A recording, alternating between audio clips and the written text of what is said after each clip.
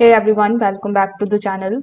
In today's video, I will show you how to fix Whirlpool dishwasher problem in 2026. So if your Whirlpool dishwasher is not cleaning or draining or starting or working properly, this usually means that there is a problem with one of the washer's core systems. So in today's video, we are going to diagnose the most common Whirlpool dishwasher problems step by step.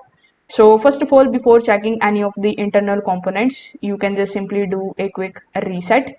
In the reset, you just have to do nothing but to just press the reset button or the power button and then wait for about 10 to 30 seconds.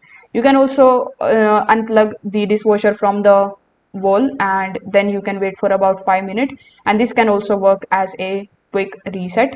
So if after doing the reset your machine is now working properly, it means that the issue was with mechanical or electronic.